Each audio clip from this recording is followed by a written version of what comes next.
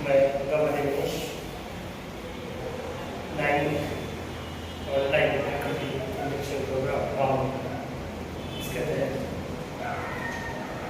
जो कोर्स चल रहा है उसके लिए आज मैथमेटिक्स जो है उसका लेक्चर मैं लेने वाला हूँ। देखो मैथमेटिक्स के लिए जो विषय मैंने चुना है वो है हिंदी साहित्य का इतिहास, काल विभाजन एवं काल नामकरण।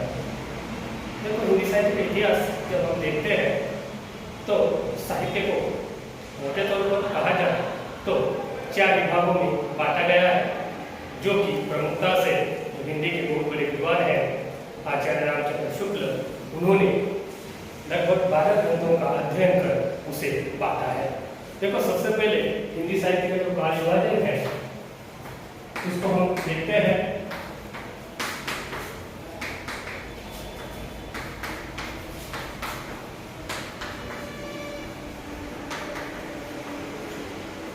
देखो सर्वप्रथम जो काल विभाजन किया गया है वो है आदिकाल।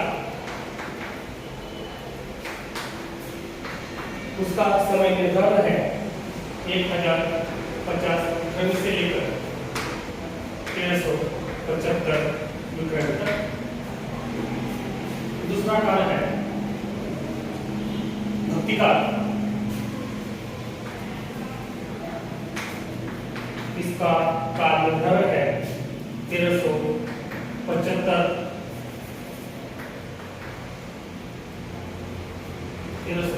से लेकर 1700 तक। और तीसरा जो काल है वो है रीति काल। उसका समय है 1700 से 1900 तक। और अंतिम जो काल विभाजन है वो है आधुनिक काल, चौथा।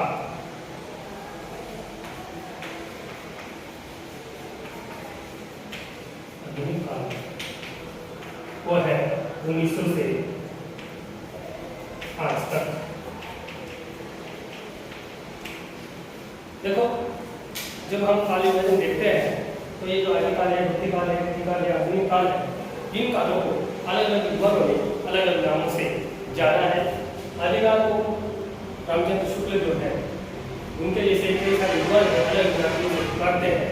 उन्हें वीर काल भी कहा जाता है, भक्ति काल को पूर्व मध्य काल भी कहा जाता है, रीति काल को उत्तर मध्य काल भी कहा जाता है।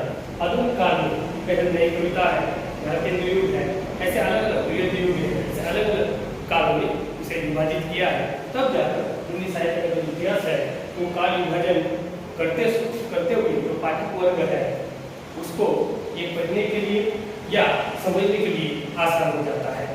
देखो ये जो काल निर्धारण किया है, ये काल निर्धारण करते समय बहुत सारे किताबों का इसमें योगदान रहा है, क्योंकि उन किताबों में जो काव्य कृतियां है, जो साहित्य है, इस समय में लिखे गए जो साहित्यकार है, कुछ संधि मात्र साहित्यकार भी हमें दिखाई देता है, क्योंकि इस काल से लेकर इस काल तक कुछ साहित्यकार आए हैं तो उनकी कुछ कृतियां जो भक्तिकाल की है उसको रीतिकाल में गई है, या जो आदिकाल की है कुछ जो कृतियां है वो भक्तिकाल में भी देखी जा सकती है।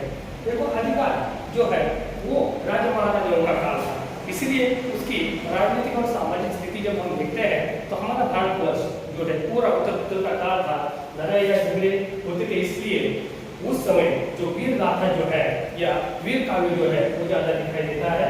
भक्ति काल में जब हम देखते हैं तो भक्ति की लहर उत्तरी भारत से दक्षिण की ओर आ रही थी, तो उत्तर काल में जो संत कबीर है, सूरदास है, रामचरितमानस के निर्माता जो संत रहे हैं, वो भी इस काल में साहित्य लिखकर उन्होंने योगदान दिया है। भक्ति की लहर पूरी भारतवर्ष में फैलाने का काम उन्होंने किया है। रीतिकाल जब आता है तो ये काल मानो मुगलों की सल्तनतों का ये प्रमुखता से काल दिखाई देता है। यही काल जो है 1719 को लेकर यह चकाचौंध जिंदगी है, राजाओं के अनुसरण करने का जो भी ढंग था वो राजनीतिक स्थिति में, सामाजिक स्थिति में जो जनता की अवस्था थी वो हमें दिखाई देती है। और अंतिम आता है आधुनिक काल। इस आधुनिक काल में